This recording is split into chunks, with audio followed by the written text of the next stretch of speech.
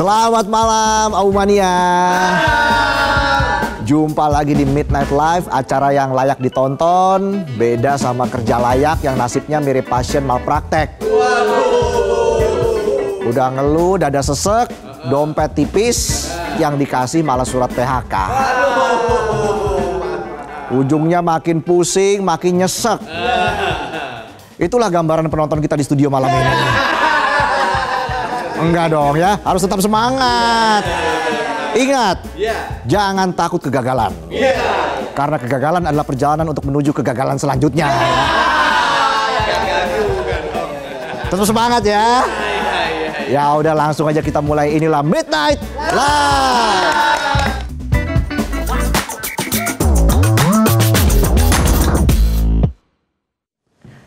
Berita pertama malam ini, kita bahas soal pelayanan kesehatan yang masih nggak sehat.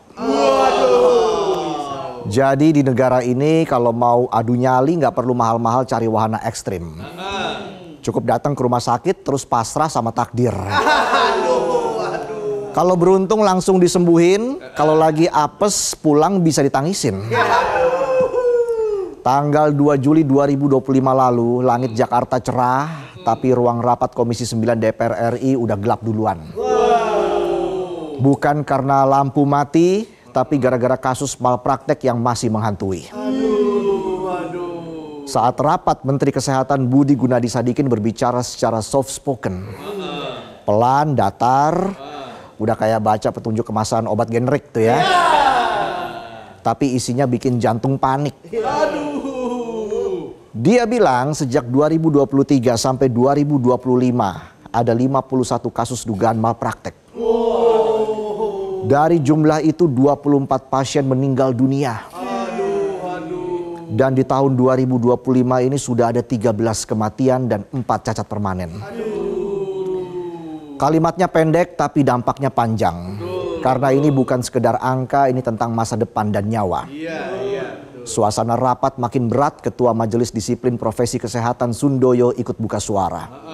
Dia membongkar kasus dugaan malpraktek di RSCM. Rumah sakit yang katanya pusat rujukan nasional. Tapi penerapan SOP-nya masih ada yang ngasal. Jadi begini ceritanya. Ceritanya begini. Kita sedikit flashback ke Agustus 2024. Ada bayi usianya 11 bulan berinisial J yang menjalani prosedur endoskopi di RSCM.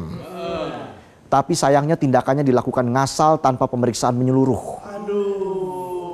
Hasilnya bukan sembuh, malah tambah remuk. Dan kondisi si bayi sampai hari ini masih berjuang. Komplikasinya masih nempel di tubuh mungilnya. Majelis Disiplin Profesi bilang mereka sedang memeriksa kasus ini. Ya, semoga saja prosesnya lebih cepat dari antrean poli BPJS ya. Betul. Udah datang subuh, antre sampai loket suruh mundur lagi. Gara-gara fotokopinya kurang selembar. Pas balik ke tukang fotokopi, abangnya tanya balik. Demi apa kurang selembar? Demi ungker. Ungke? Ungker.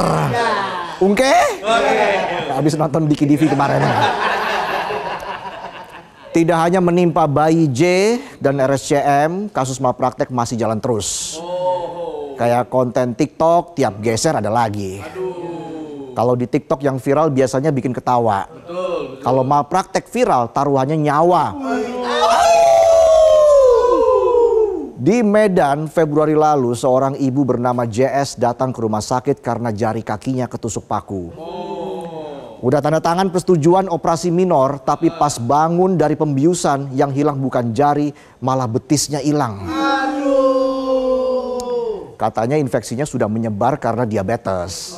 Masalahnya keluarga nggak pernah dikasih tahu, nggak ada diskusi, nggak pakai aba-aba. Ini operasi apa sweet Zimbabwe? Batu gunting betis. Tragedi nggak berhenti di situ. Keluarga JS juga harus hadapi birokrasi yang mirip Ninja Warrior. Banyak halangan dan rintangan. Bayangin mereka butuh 3 bulan cuma buat dapat berkas sidang disiplin profesi. Di sisi lain rumah sakitnya tetap buka, tetap praktek, kayak nggak ada apa-apa. Padahal betis orang loh ini hilang. Kalau betis Piccolo sih numbuh lagi tuh ya. Dragon Ball. Ini betis orang. Kita lanjut ke Padang. Mei 2025, seorang pasien namanya Desi Erianti datang ke IGD RSUD Rasidin. Napasnya udah megap-megap, tapi petugas bilang ini bukan gawat darurat. Nafas udah satu-satu, bukan darurat. Terus apa syarat daruratnya? Nunggu ngeluarin asap dulu kayak manasin motor 2 tak. Numpak RX King. Teng teng teng teng teng. Teng teng teng teng teng. Akhirnya keluarga bawa ke rumah sakit swasta, tapi telat.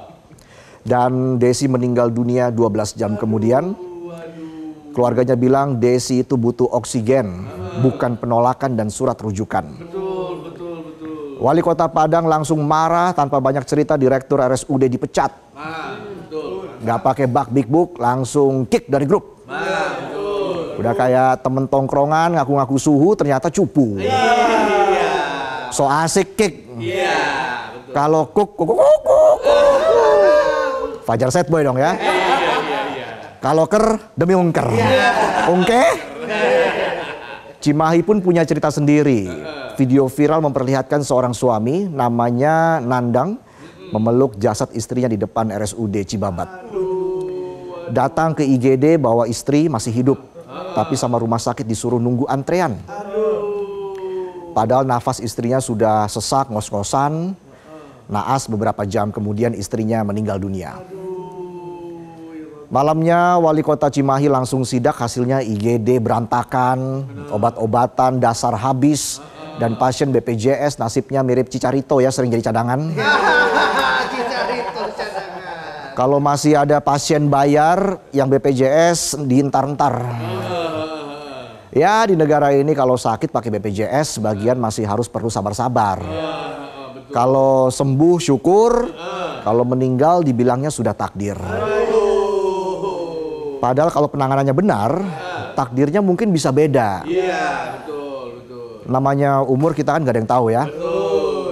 Kayak waktu itu saya sama teman saya, Sabtu malam lagi ngopi bareng nih bertiga di kafe. Nah minggu paginya kebetulan saya dapat kabar, teman saya ngajak ngopi lagi. Nah baru tuh hari Seninnya ngajak mabar mereka di kafe yang sama. Sehat-sehat semuanya ya. Bisa aja saya. Balik lagi ke kasus, merespon kejadian malpraktek di Cimahi, pemerintah Jawa Barat sekarang pasang sistem digital. Katanya biar masyarakat bisa cek ketersediaan kamar, antrean sama stok obat lewat aplikasi. Ya semoga aplikasinya nggak kayak aplikasi khas milik pemerintah ya. Bisa dibuka tapi loadingnya lama, refresh, muter terus, loading ujung-ujungnya error. Tulisannya coba beberapa saat lagi. Pasien sudah sekarat, bukannya dapat penanganan malah keduluan warga pengajian. Tapi niatnya patut diapresiasi. Biar rakyat beneran tahu kenapa antre lama di IGD. Biar nggak salah sangka kirain lamanya karena kurang berdoa, tapi emang kamarnya lagi nggak ada. YLKI bilang banyak korban malpraktek adalah peserta BPJS. Ya wajar sih, karena di sebagian rumah sakit pasien BPJS itu kayak pelanggan diskon. Udah murah, jangan banyak protes. Pelanggaran SOP masih sering terjadi. Birokrasi pengaduan muter-muterin korban kayak layanan call center, dioper-oper ke operator lain. Nyasar ke nomor mantan. Pas diangkat, kamu apa kabar?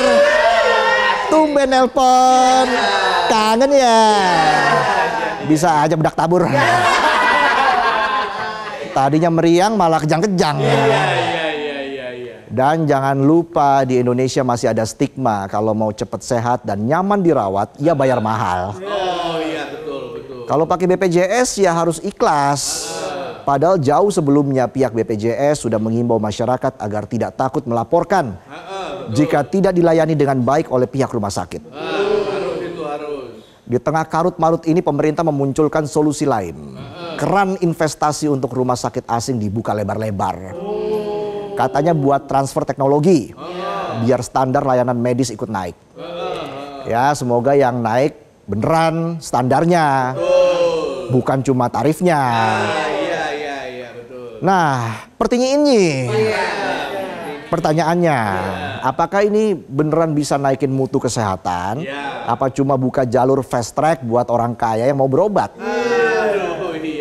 Sementara rakyat kecil tetap antre di IGD, datang berharap waras, tapi seringnya pulang hidung sudah tertutup kapas. Waduh, ironis. Ingat, rakyat butuh sistem yang membuat rumah sakit bisa bekerja dengan tepat, melayani dengan hati. Betul. Bukan diskriminasi pasien berdasarkan kartu asuransi. Kita lanjut ya ke berita yang kedua.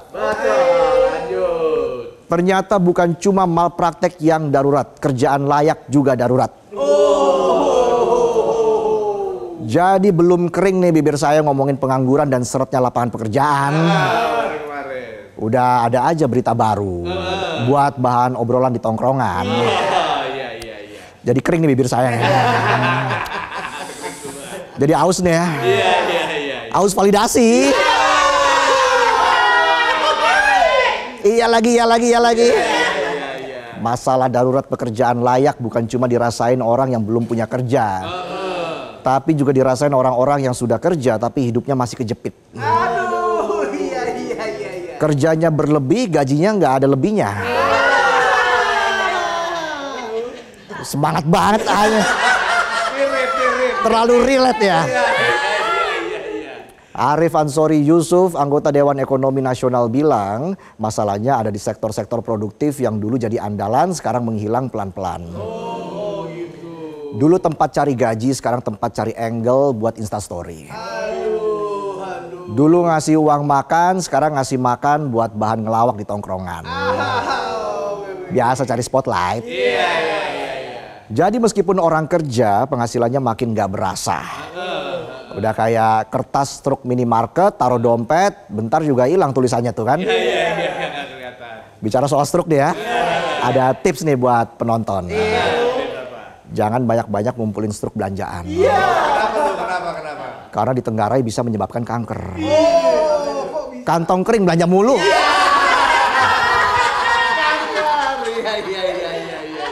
Apalagi kalau struknya diremes-remes, terus dimakan bisa beneran kanker loh.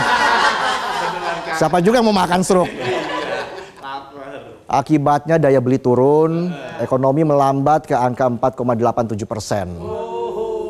Udah kayak motor tua kurang oli berebet jalannya pelan. Saking pelannya kalah sama mobil buat les nyetir tuh. Yang ada stiker latihan. Jaga jarak. Bisa aja saya. Padahal konsumsi rumah tangga itu penyumbang utama buat ekonomi Indonesia. Atau 54,53% dari total PDB. Jadi kalau kantong rakyat isinya cuma koyo, jangan heran ekonomi ikut loyo. Mau sarapan ambil nasi sambil lihat foto ayam crispy di Google. Lupa sausnya nggak ada. Googling lagi cari foto saus tomat. Sausnya ada, foto ayamnya hilang. Siklus macam apa ini? Makan tuh nasi sambil liatin foto saus tomat. Uye. Memang dalam beberapa dekade terakhir, arah ketenaga kerjaan di Indonesia mulai berubah haluan. Dulu orang nyari kerja di pabrik. Gajinya lumayan, kerjanya jelas, masuk pagi pulang sore. Sekarang masuk pagi, pulang pas di PHK. Alhasil banyak yang pindah ke sektor perdagangan. Gara-gara pabrik pada tutup akibat deindustrialisasi dini. Belum sempat mapan, udah keburu bangkrut duluan. Dan bukan cuma itu, makin banyak pekerja yang balik lagi ke sektor pertanian. Bukan karena mau jadi petani milenial atau ngonten, mandi lumpur tengah malam buat cari viral. Tapi karena nggak ada pilihan. Sayangnya sektor pertanian dan perdagangan ini rata-rata upahnya lebih rendah dibanding kerja di pabrik. Tapi menyerap tenaga kerja lebih banyak. Kerjanya capek, udah kayak mesin ATM. Krrrr. Suaranya gitu kan. Krrrr. Yang keluar cuma gocap.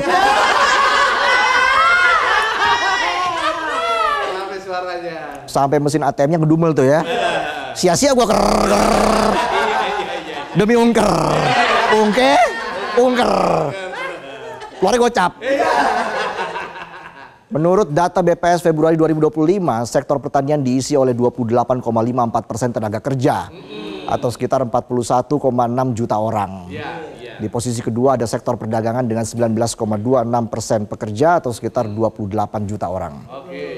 Tapi soal gaji, sektor pertanian jadi yang paling bontot dengan upah rata-rata cuma 2,25 juta per bulan. Jauh dari rata-rata nasional 3,09 juta. Bahkan masih kalah dari upah di sektor makan minum yang ada di angka 2,42 juta dan sektor perdagangan di 2,67 juta. Satu lagi sinyal Indonesia lagi darurat pekerjaan layak, makin banyak orang yang kerjanya setengah-setengah. Kerja sih kerja tapi jam kerjanya bikin bingung, gajinya bikin linglung. Bayangin udah capek-capek kerja, pulang-pulang cuma bisa beli kuota sama mie instan. Mie-nya diliatin doang tuh biar awet. Bisa 2 bulan. Kuotanya dipakai nonton orang makan. Kenyang tuh ya. Kenyang digital. Jadi walau secara angka di kertas mereka kerja, tapi daya beli tetap rendah.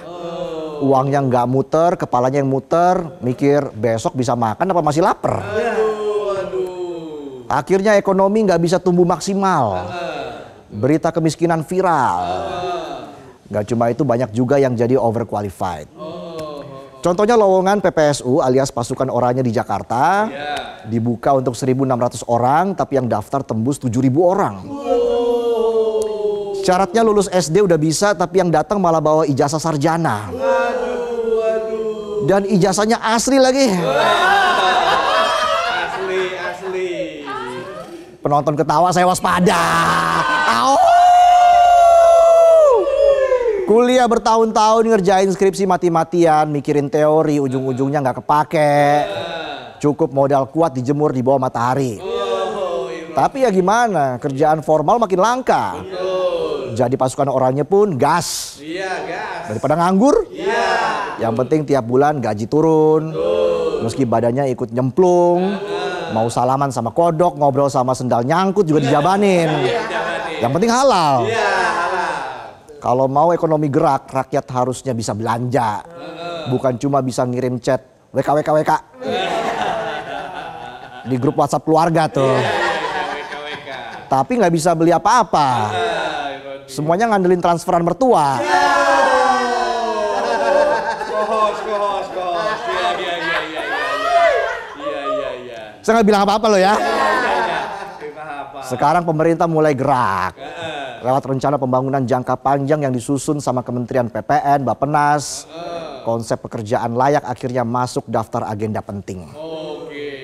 Ya mudah-mudahan gak cuma jualan mimpi. Betul. UIA, UIU, EO. Pemerintah harusnya banyakin lowongan. Jangan cuma bikin kebijakan tapi minim gerakan. Definisi kerja layak juga harus ngikutin standar dari Organisasi Perburuan Internasional. Jadi yang namanya kerja layak tuh bukan cuma asal kerja, tapi juga yang gajinya adil, bukan gaji seikhlasnya. Tempat kerjanya aman, bukan tiap hari taruhan nyawa dan kesehatan mental. Ada jaminan sosial, gak cuma dapat senyuman manis dari HRD. Harus bisa berkembang juga. Kalau ini beneran diterapin, bukan cuma angka pertumbuhan ekonomi yang bisa naik, tapi juga kualitas hidup rakyatnya. Karena kerja itu bukan cuma soal dapat upah, tapi juga tentang martabat dan masa depan. Jangan sampai kita terus-terusan hidup dalam siklus kerja keras tapi gaji ngepas. Udah saatnya sistem ketenagakerjaan disetel ulang. Biar rakyat bisa kerja buat hidup sejahtera di masa tua. Bukan tua sebelum sejahtera. Itulah sajian pembuka kami di Midnight Live. Selanjutnya kami punya sebat. Selasa baca komentar. Pertanyaannya seperti apa sih kerja layak versi Aumania? Apakah seperti penonton? Atau ada yang lain? Bagaimana responnya kita bacain satu-satu di sebat usai jeda ya. Jadi tetaplah di Midnight Live.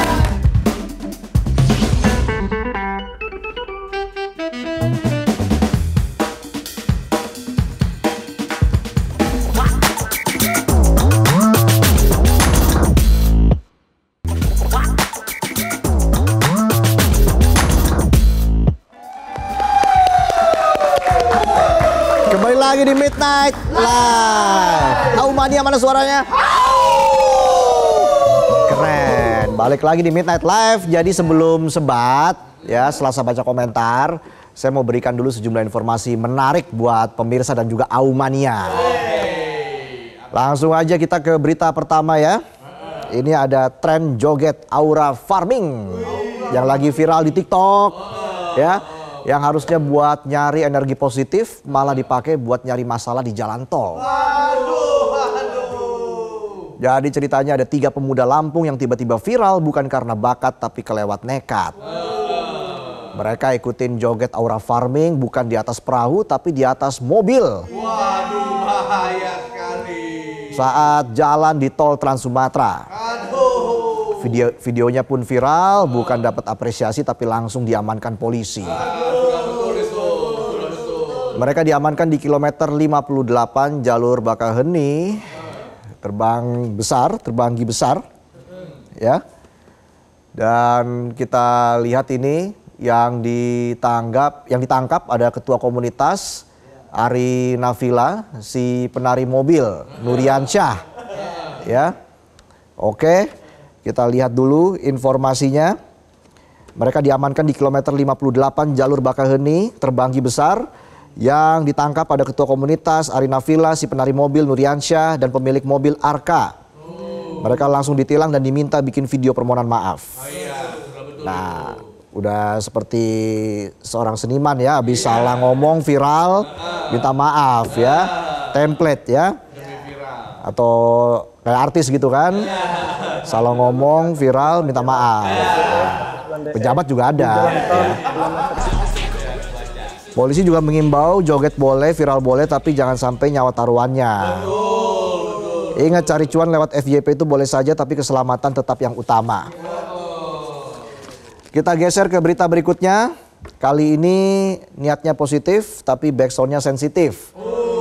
Jadi dalam video yang diunggah akun Instagram @info_Jabodetabek, seorang warga merekam momen ajaib saat speaker umum di kawasan GBK yang biasanya putar lagu semangat atau pengumuman kegiatan, tiba-tiba mengeluarkan suara yang bikin orang jogging jadi salting. Tidak mau hal ini berlarut-larut, manajemen PPK GBK segera menyampaikan permohonan maaf lewat akun X @love_gbk. Mereka katanya insiden ini terjadi karena kelalaian petugas yang memutar playlist bebas hak cipta. Nah, niatnya muter lagu bebas hak cipta yang keputar soundtrack pergaulan bebas. Alhasil petugas yang bersangkutan langsung dikenai teguran dan semua playlist sekarang dikurasi ulang. Oh, dikurasi. Dipastikan ke depan tidak ada lagi desahan yang bikin pengunjung GBK sudah gerah duluan sebelum pemanasan. Oke, kita jeda dulu ya. Sebat akan hadir saat lagi, tetaplah di Midnight Live.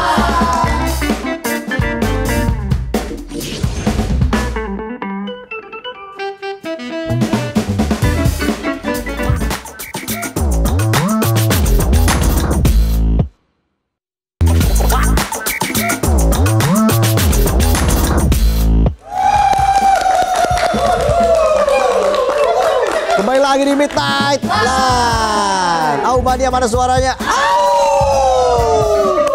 Kali ini kita akan baca komentar dari netizen. Hah? Fotoin. Kenapa nih, tumben? Mau update foto di LinkedIn. Kenapa? Belum diupdate CV saya. Kan mau ditambahin co-host Midnight Live. Biar pergaulan sosial kerja saya makin luas. Bukannya udah luas sekarang? Masih kecil. Biar makin luas, Makin biar luas dikenal. ya. Karena urusan narasumber tuh otong tuh. Buat Midnight Live ya. Jangan bilang. Luar biasa ya. Biasa di luar. Banyak kerjaannya, gajinya? Cukup. Yang penting kan kerja yang layak. Iya, semangat. Semangat terus. Lingkungan kerja yang penting. Semangat. Iya. Yang toksik penonton doang nih. Ya udah langsung aja kita mulai, ini dia. Sebat Selasa Baca Komentar.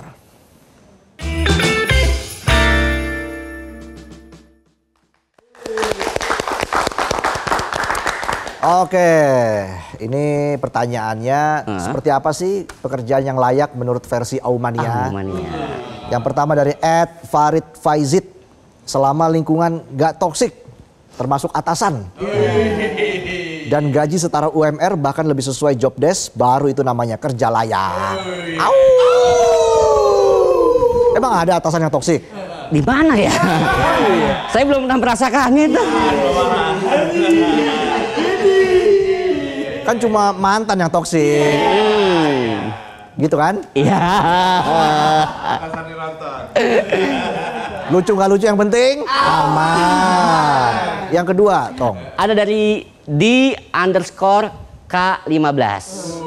Kerja diapresiasi sesuai skill dan kontribusi yang kita berikan. Bukan yang udah kerja sampai berdarah-darah, tapi cuma dapat hikmahnya doang. Kan yang penting 3M. Makasih Mas, mantap. Makasih Mas, mantap. 4M. Apa tuh? Makasih Mas, Mbak, mantap. Oh rame tuh ya. Iya, 4M. Nah, lanjut lagi ya. Dari @fadil_real. Kerja sesuai job desk, kerjanya apa aja yang penting sesuai job desk. Masalah gaji berapapun yang penting nggak telat dan asal jangan dikorupsi aja. Korupsi.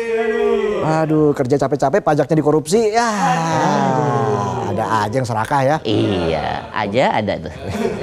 Mudah-mudahan dibasmi yang seperti Iya. itu ya, oleh pemerintah. Oke, lanjut lagi. Selanjutnya dari @Rega Alfarizi.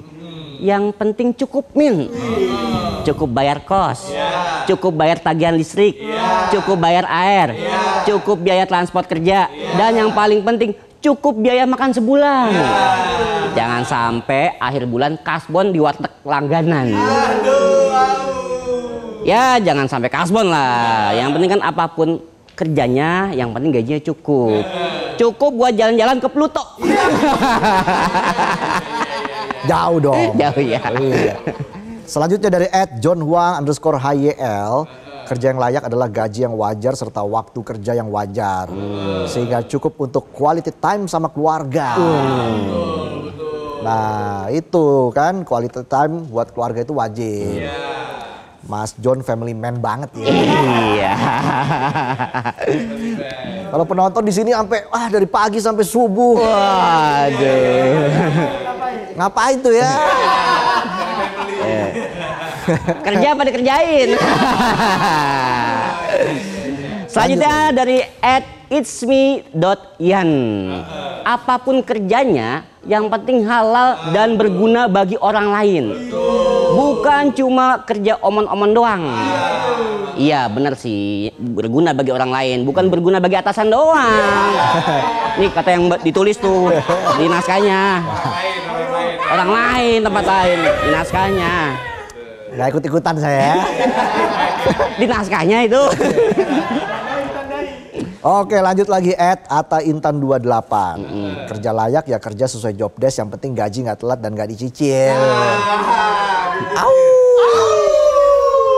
Ya kalau gajinya dicicil, kerjanya dicicil aja dikit-dikit.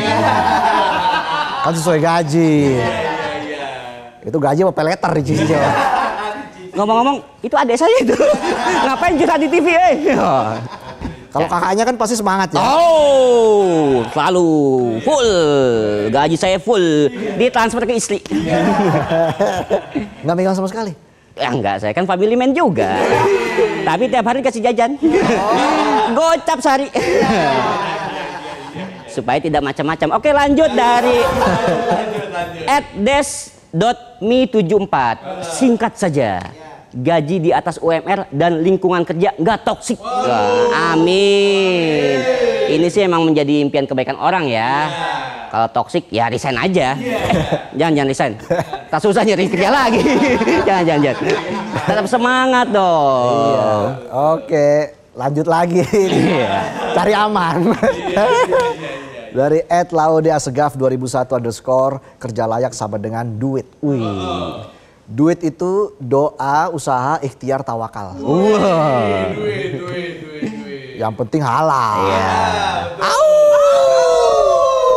Ini penting, jangan semua disikat sampai yang haram juga dihajar. Iya, jangan lah. Apa aja bisa dibeli, yang penting murah. Duit gak masalah ya. Iya, duit yang gak penting masalah. diskon. Terus Selanjutnya dari sahabat kita nih, Seno Ariantomo nih. Kerja layak sama dengan 30% kerja, 70% ngopi. Anda niat kerja nggak sih, Seno? Oh iya, kebetulan aja. Emang dia barista ya. Ya ngopi ngomong, aduh. temen saya ngopi nih yang kemarin, yang ngajakin mabar. Masih nyambung ya? Nggak nyangka ya, Iya. malam ngopi, pagi ngajak kopi lagi. Seninnya tapi Kenapa di Seninnya ada masalah apa? ngajak mabar. Sehat-sehat semua. Ya semua. Ya, itulah tadi ya komentar dari para Aumania. Iya. Kita kasih tepuk tangan dulu dong untuk Aumania yang sudah kasih komentar ya. Semoga bermanfaat Iya. untuk kita semua. Oke, setelah jeda kita punya bintang tamu. Siapa dia, Bung? Wah, ini penyanyi, model, pokoknya nanti kejutan lah ya buat penonton. Kita akan bahas secara lengkap siapa dia siapa. Jadi tetaplah di Midnight Live.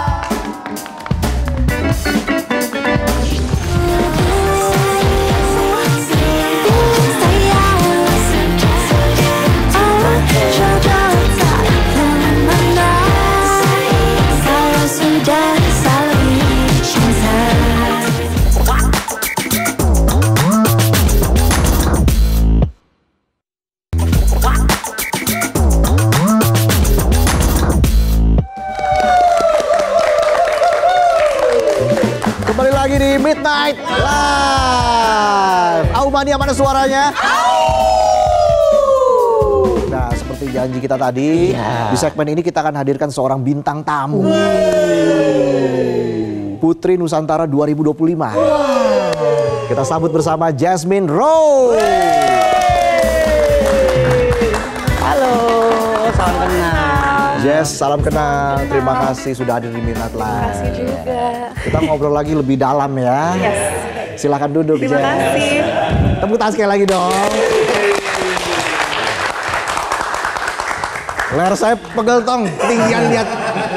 Tinggi banget ya. Duduk aja makanya. Model juga, Penyanyi juga. penyanyi juga. Mewakili Indonesia juga nanti di Miss Earth. Di Miss Earth ya. Gimana rasanya terpilih sebagai Putri Nusantara 2025?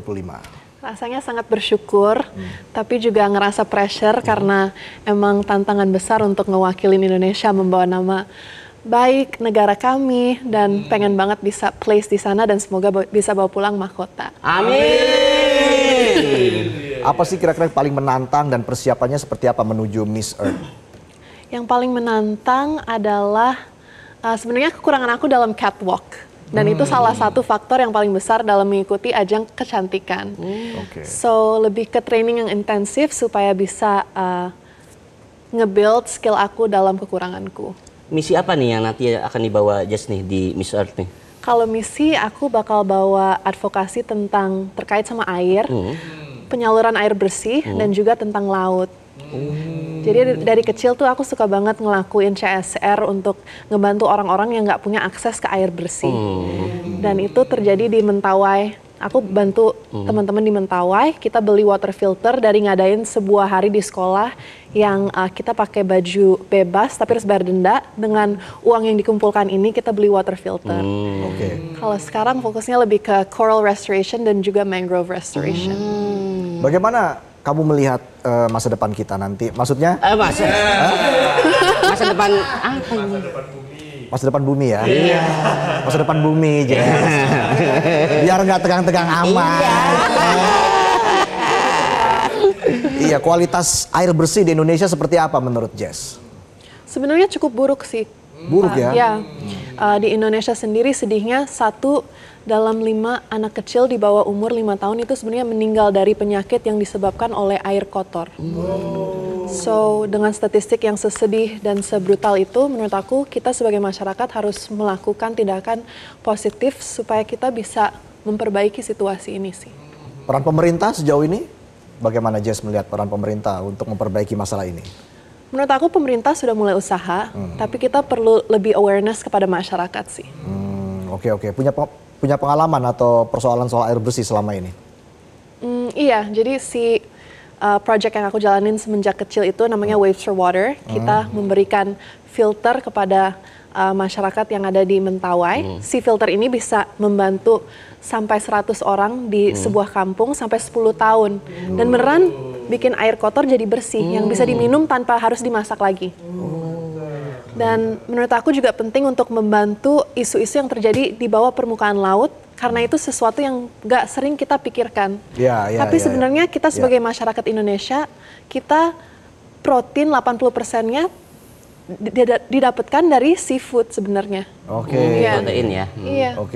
Jadi kamu makanan favorit seafood atau apa? Iya sih, aku sangat suka seafood. Oke, kita langsung jalan. Sabar loh. Ini mau kerapu saus padang apa? Cumi asam asin? Apa nasi goreng seafood? Jadi kondisi lingkungan di Indonesia saat ini seperti apa yang bisa kita lakukan untuk bisa setidaknya membangun lagi lingkungan yang lebih bersih di Indonesia? Sebagai individu, kayaknya menurut saya bisa membantu dengan step-step kecil, yaitu mungkin matiin lampu di saat nggak make, matiin AC. Kalau keran tidak dipakai, mandi nggak usah lama-lama. Kita juga bisa buang sampah dengan benar, itu paling utama sih. Soalnya semua sampah yang kita buang sembarangan, end up-nya bakal di lautan kita. Iya sih. Jadi efisiensi itu penting. Efisiensi penting. Kalau mandi jangan lama-lama, nonton. Emang ngapain lama-lama?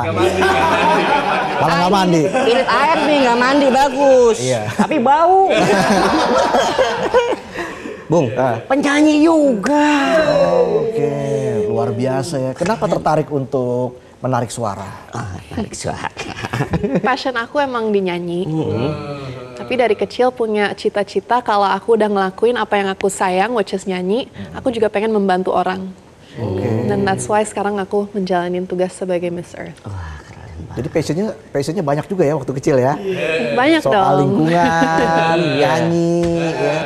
Gimana perasaannya sekarang bisa menyanyikan lagu yang tentunya nanti kamu juga akan nyanyikan di sini ya? Bagaimana perasaannya? Prosesnya itu seperti apa sebelum kamu akhirnya memutuskan untuk bernyanyi selain passion sejak kecil? Happy banget, aku sangat happy di atas panggung. Dan juga suka banget menulis. Jadi menulis lagu-lagu aku rasa bahwa orang bisa lebih kenal sama aku karena bisa lebih tahu perasaan apa sih yang aku hadapin dan semoga juga bisa relatable bagi teman-teman lainnya. Iya, seperti saya juga waktu kecil, My Diary. Udah itu doang. Nggak dilanjutin? Enggak, My Diary aja.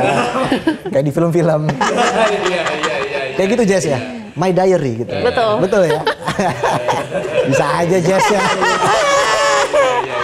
Nah bagi waktunya gimana, kan banyak kegiatan, modeling ya, lalu Putri Nusantara, menyanyi juga, itu gimana bagi waktunya? Bagi waktunya ya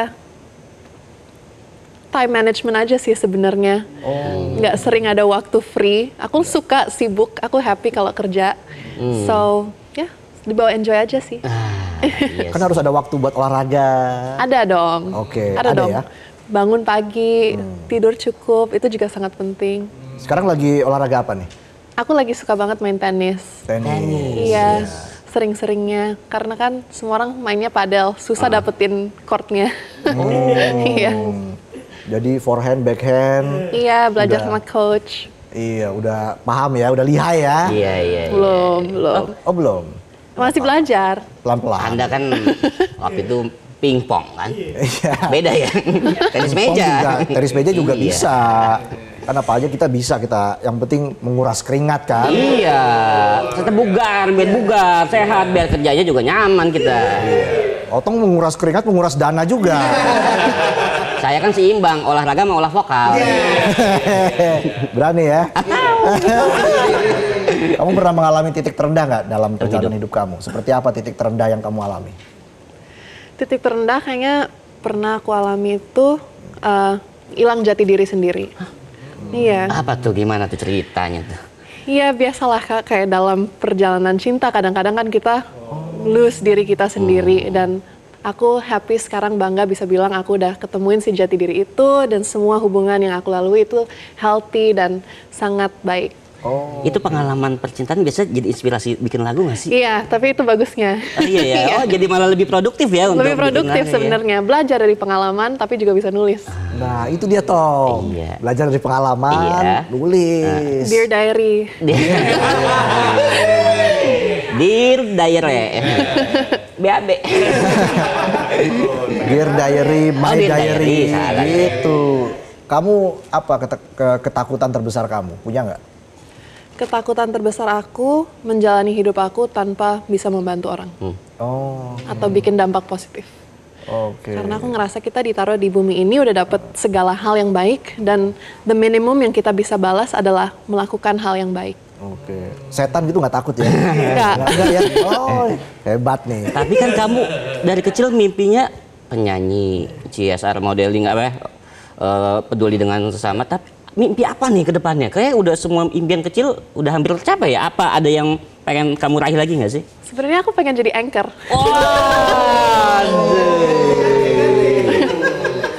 Kebetulan ini sudah ada produser eksekutif ya. Iya. Halo Pak.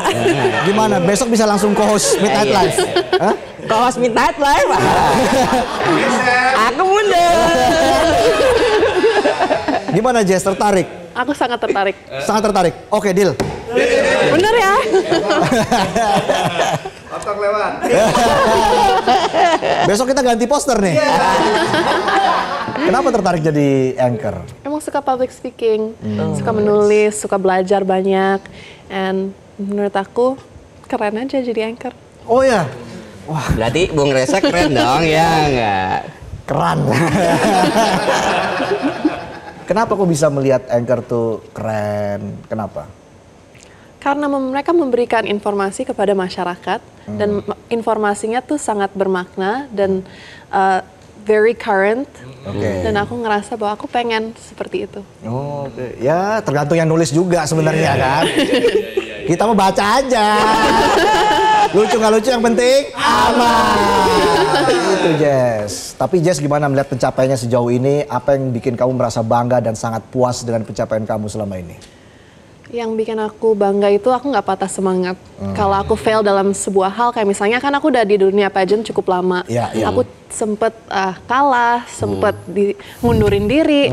Tapi aku tetap kembali lagi dan mencoba lagi karena aku percaya dengan second chance, dengan trying again, itu nggak apa-apa. Oke, ada kesempatan kedua. Kalau gagal lagi ada kesempatan ketiga. Harus semangat terus. Nah, lagu apa yang ingin kamu bawakan di penghujung Midnight Live ini dan kenapa lagu tersebut? Single baru aku yang berjudul Tiba-Tiba Bilang Sayang. Tiba-tiba bilang sayang. Ini bercerita soal apa? Ini bercerita soal pasangan yang kecepatan atau ngegas untuk jatuh cinta atau menyatakan si cinta itu. Oh, Yang buat ceweknya biasanya mundur kan? iya. Iya. Biasanya kalau kita cool gitu kan, banyak yang tertarik tuh. Tapi kalau jadi takut malah. Makanya harus cool, kayak Otong juga cool. Suaranya juga bass ya. Iya pasti ini nih. Ya udah, kita bersama-sama akan melihat penampilan dari Jess Rowe dengan Tiba-tiba Bilang Sayang yang sekaligus menutup perjumpaan kita di Midnight Live. Jadi kita sambut bersama-sama, ini dia Jess Rowe dengan Tiba-tiba Bilang Sayang.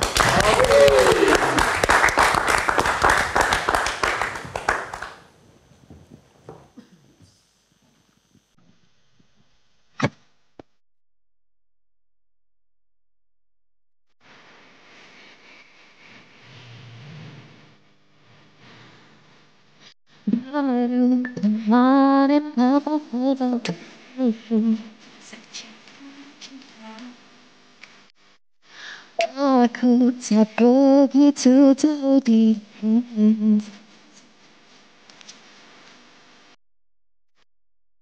aduh sebentar harus saling melepas. Nanti dulu tunggu, jangan buru-buru bilang sayang, bilang cinta. Bila sudah waktu jodoh terkasih juga sayang, kalau sudah saling cinta. Aduh, kau sudah mulai salah aku.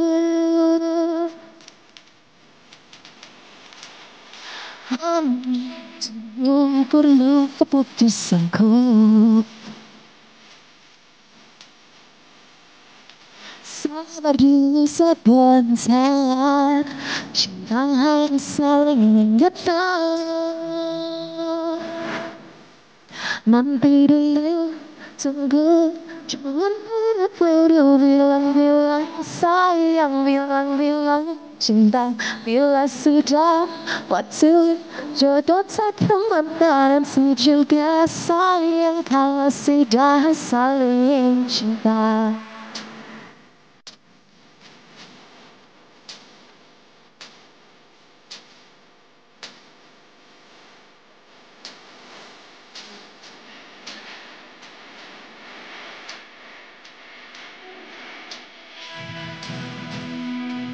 Nanti dulu tunggu, jangan buru-buru bilang sayang, bilang nanti dulu tunggu, jangan buru-buru bilang sayang, cinta. Bila sudah waktu jodoh tak kemana, juga sayang, kalau sudah saling cinta. Jangan buru-buru. Metro TV. Jelajahi cara baru mendapatkan informasi. Download Metro TV Extend sekarang.